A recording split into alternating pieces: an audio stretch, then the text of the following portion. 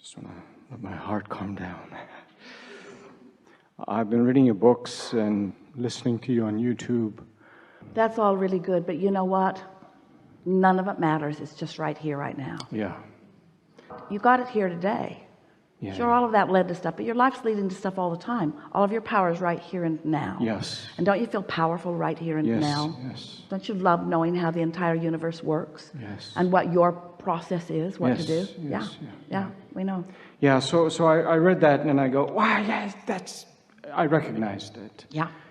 I do have a question. Yeah. And I'm trying to... Complicate it. No.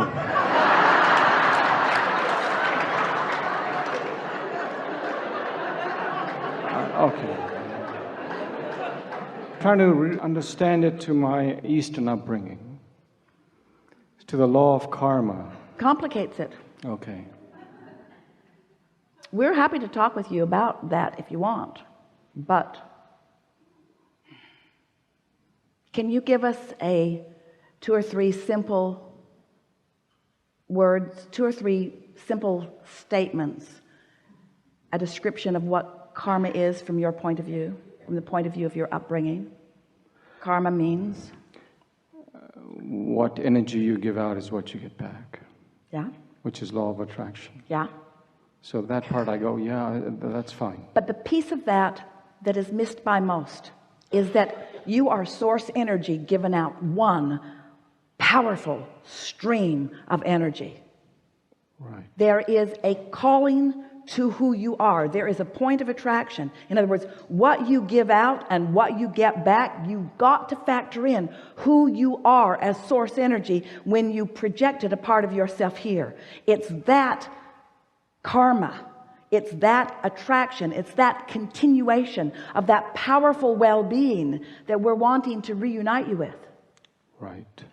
Because people misunderstand that. They say, well, I got off my path. They don't say that part, but they were off my path, and then I did this thing that others didn't like and I didn't like either, and now there will be repercussions of that. And we say the repercussions only last as long as your inability to get back into alignment with who you are. And when you croak, you'll be back in alignment and you won't carry it over into the next life. Okay, you answered my question. Yeah, we know. But isn't it wonderful to understand that in the context of everything that we've been talking about here? Yes.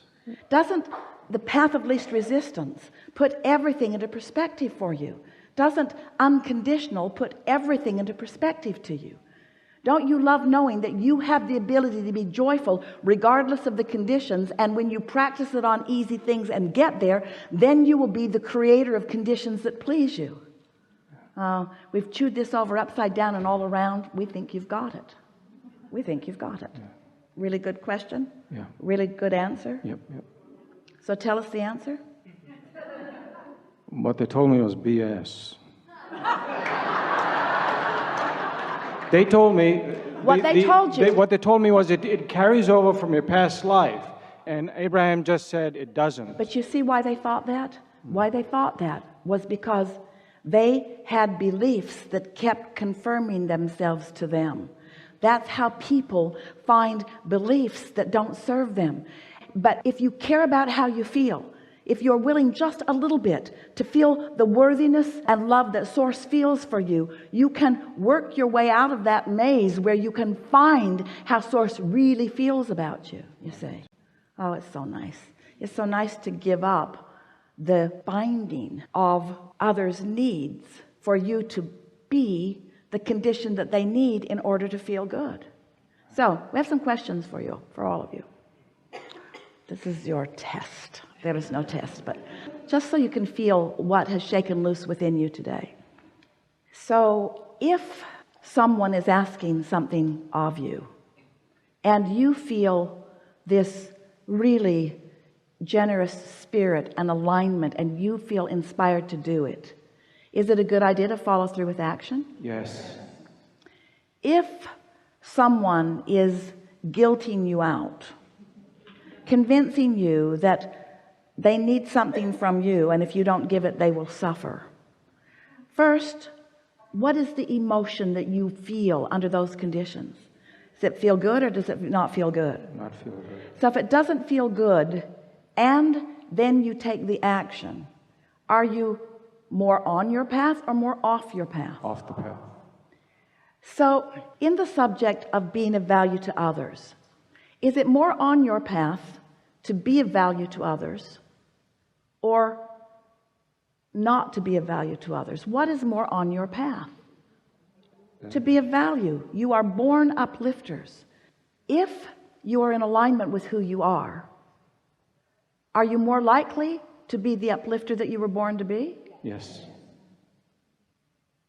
If their problem gets your attention and you feel bad, are you on or off your path? Off the path. If you're off your path, can you be of value to them? No. It's pretty easy, isn't it? Yeah.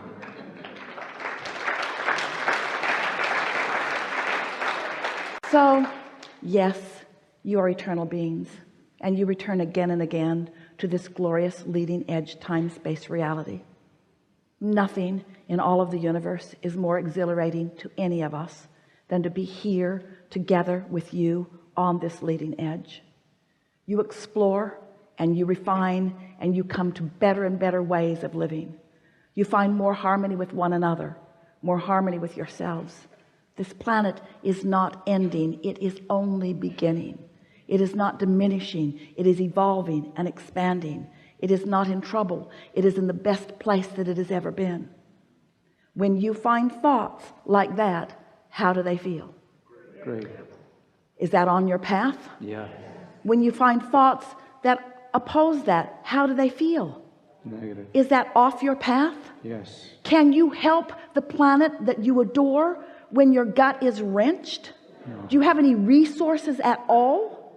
Are you the creator of what's going on this planet? Yes. You want to create from the resources that create worlds? Yes. Are you willing to be selfish enough to hook up with those resources? Yeah. Can you tell when you're hooked up and when you're not? Oh yeah.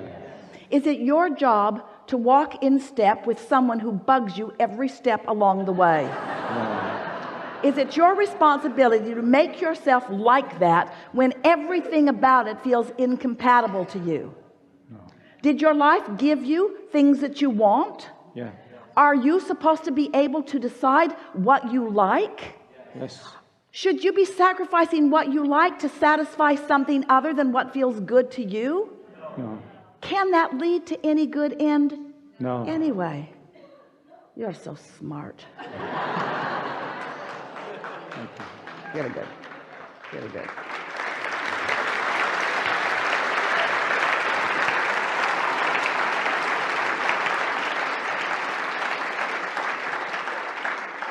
We're at the very end of the day. It's the last conversation that we're going to have. We want it to be the best conversation that we've ever had. And so we think we're going to have it with ourselves.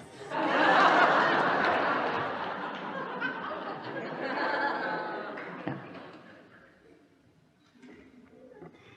So glad to be here right now.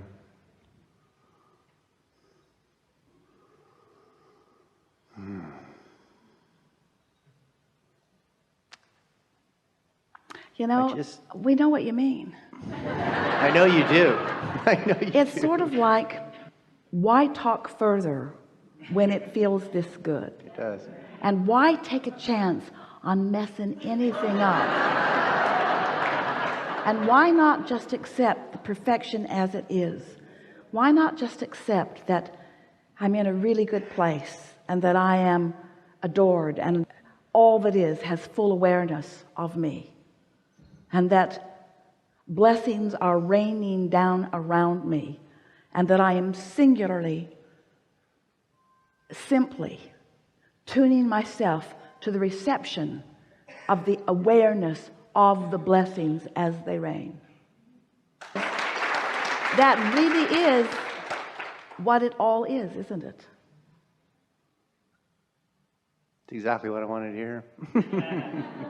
We have enjoyed this interaction more than words can explain. We know who you are, we know what you want, and we are here to proclaim you on your path. We're not kidding you. You are on your path. You're not always going to be, because things happen, but you're never again going to step off of it without knowing. And as you selfishly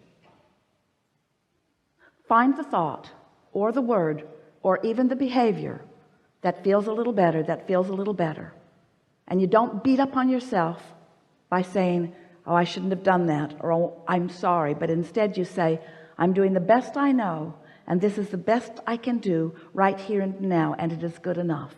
It is our promise to you that no matter where you stand in relationship to whatever it is you want, it will unfold with such speed and, most important, satisfaction, that you will understand the blessed nature of your being. There is great love here for you, and for now we are complete.